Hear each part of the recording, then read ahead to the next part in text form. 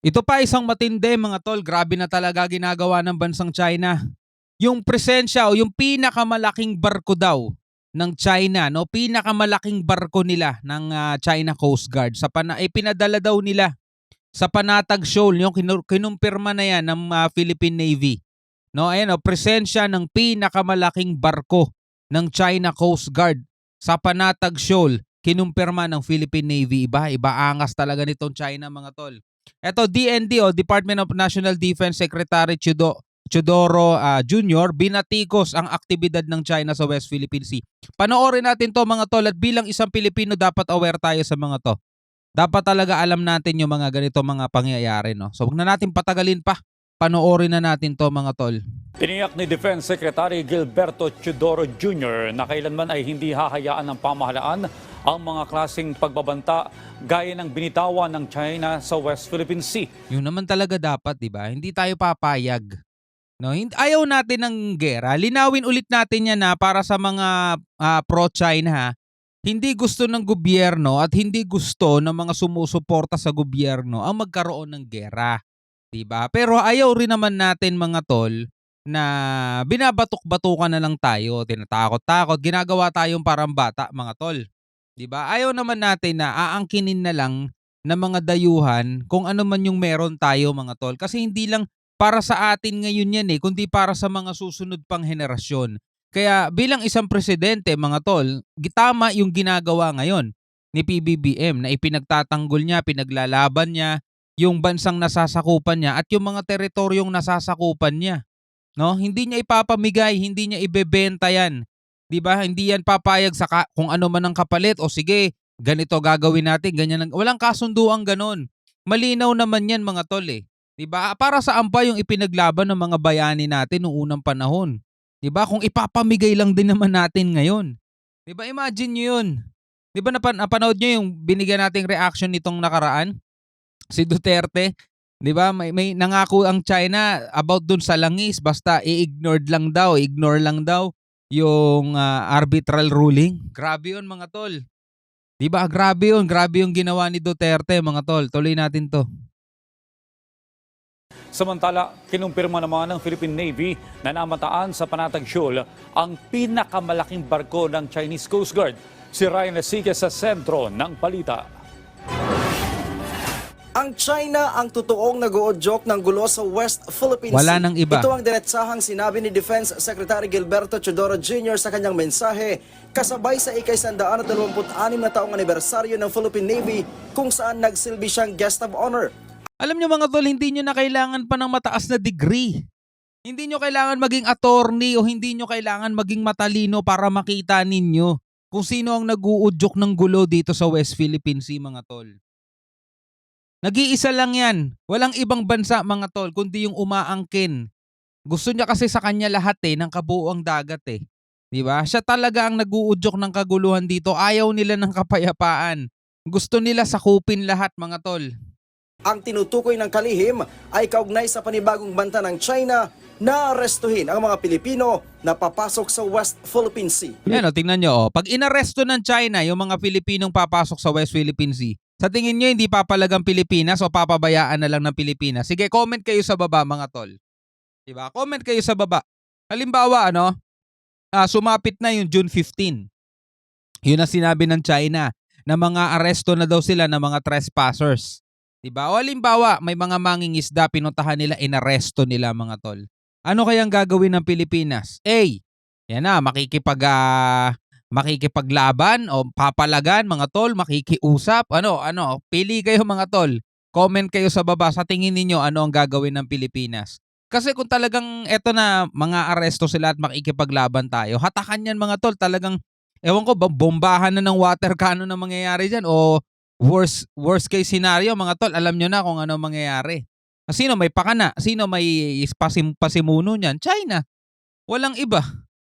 Ay nako. In a world of disinformation and malign information, is this a provocation? No.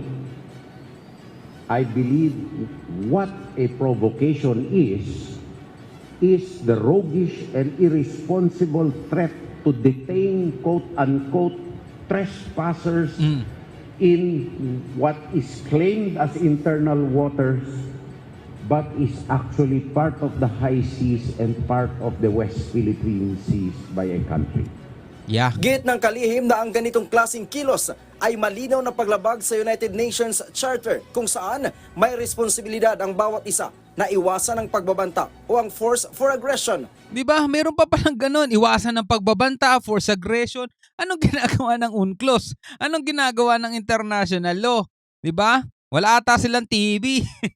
Hindi nila napapanood ang mga balita. Pero ano ba to? Isa ba yung body na may mga member na nagpapatupad o talagang ginawa lang yung batas na yan para sirain lang o para labagin? 'Di ba? Matagal na nating naririnig sinasabi ng iba't ibang mga bansa, sumunod kayo sa international law, sumunod kayo sa international law. China, sumunod kayo sa international law, igalang ninyo international law, igalang ninyo ang UNCLOS. China, ayaw namin. Ayaw nga namin. Labagin namin lahat ng batas na yan. O anong ginagawa ng UNCLOS ngayon? Anong ginagawa ng international law? Ba't parang wala silang kilos mga tol, no? Well, wala tayong alam, no? Wala tayong kaalam-alam mga tol kung ano yung meron doon. Pero ano sa tingin ninyo mga tol? What we do in our exclusive economic zone, how we defend our exclusive economic zone can in no way be termed by any sane person as a provocation. On the other hand, it is but what is required of us as sworn officers of upholding the law in compliance with our Constitution of the Republic of the Philippines. Yeah. Pagbibigay din ng kalihim na kailanman ay hindi hahayaan ng pamahalaan ang ganitong klaseng banta. These cooperative activities with like-minded nations as a containment or a provocation is disinformation and evidence of paranoia of a closed political system where motives, although clothed in sweet terms, are hidden behind these sweet terms, and the ultimate intent is to get what they want by the threat or the use of force. 'Di ba? Yun talaga mga tol eh. At 'di ba napansin nga natin nung nakaraan na binigyan na natin 'to ng komentaryo nung nakaraan eh. Ang purpose talaga ng China kung bakit nagpalaki sila ng nagpalaki, nagpalakas ng ganyan, 'di ba? Hindi naman talaga para magsimula ng giyera, kundi para mang-intimidate lang, manakot ng mga maliliit na bansa. Pag natakot ka, panalo sila, 'di ba? Pero pag pumalag ka, mapipilitan silang pumalag, giyera na 'yon, mga tol. 'Di ba? Pero totoo hindi talaga sila interesado sa giyera. Gusto lang nilang manindak na manindak para makuha nila yung gusto nilang makuha. Ganun kasi sila mga tol, bulas talaga yung mga yan.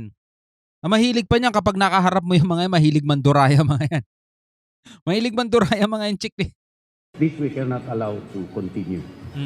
Kanina binigyan din ng pagkilala ang 10 miyembro ng Philippine Navy na nasaktan mula sa pangaharas, partikular na ang pambobomba ng water cannon ng Chinese Coast Guard sa mga barko ng Pilipinas sa tuwing nagsasagawa ito ng resupply mission sa BRP Sierra Madre sa bahagi ng Ayungin Shoal. Samantala, kinumpirma ni Philippine Navy Chief Commodore Roy Vincent Trinidad na namataan sa Panatag Shoal ang pinakamalaking barko ng Chinese Coast Guard. Yan na. Sabi ni Trinidad, huling namataan ang 165-meter CCG na may bow number 5901 na may layong 15 nautical miles mula sa Baho de Masinloc. Wow. Bukod dito ay naispatan din ang isa pang CCG na 102-meter na may bow number 5203 sa kaparehong lugar. Ryan. Malaki nga yun, no? 137 meter. Yung ibang barko, 37 meter lang eh.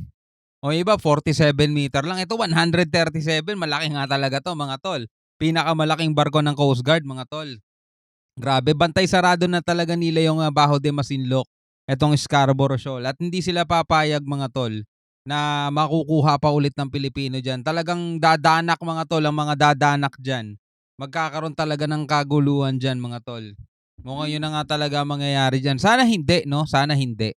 Sana kumilos ang international community kung meron ba talagang international law na tinatawag, UNCLOS, No? Eh, yung UNCLOS nagbaba na ng hatol dati yan eh. Nanalo na nga tayo sa Permanent Court of Arbitration. Binaliwala nga ng China yan eh. So ano pa ba mga aasahan natin dyan? Mukhang sariling puwersa na lang talaga eh, no? At saka puwersa ng ibang mga bansang willing talagang tumulong sa atin. Well anyway, bilang isang Pilipino, ano masasabi mo rito? Comment ka na lang sa ibaba. Hanggang sa muli, ako nga pala si Shobal D. Peace out.